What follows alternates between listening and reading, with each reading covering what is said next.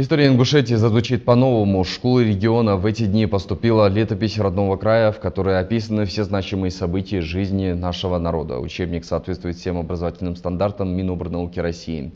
Одним из авторов является известный на Северном Кавказе историк Нурдин Кадзоев. Это неправда, что истории Ингушетии в ингушских школах до сих пор не обучали. Далеко не во всех школах, правда, но уроки шли. В Назрановской гимназии, к примеру. Соответственно, и учебное пособие было разработано и издано. Впервые 15 лет назад под редакцией Нурдина Кадзоева. У меня задача стояла включить в эту книгу всю историю, хотя бы коротко, и сделать ее наподобие пособия, чтобы можно было по этой книге учить детей. И вот до сих пор занимались по этой книге. В 2012 году вышло второе издание. К вашему сведению, историю малых народов России в школах преподают далеко не во всех регионах.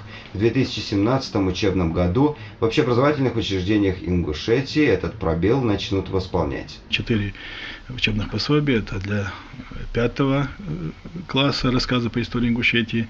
Там работала группа авторов, это из Института повышения квалификации учителей при Министерстве образования.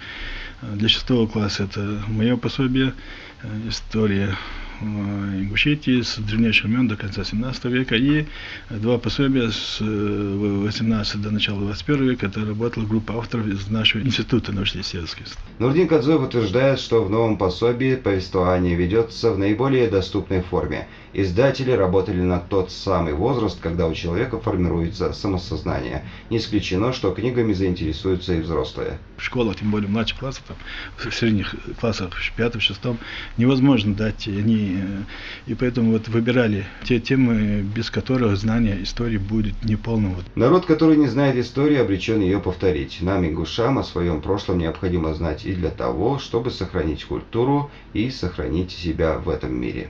В Ингушетии дети должны расти ингушами, они должны знать и свою историю, и свой язык, и свой фольклор, и свою литературу. Это должно быть в крови людей, в крови вот этих детей, они с самого детства все это должно закладываться, чтобы он в любых экстремальных ситуациях поступал, как должен поступить ингуш, благородно. На мемориале памяти и славы назовут имена героев, прославивших себя и Отечество за минувшую четверть тысячелетия.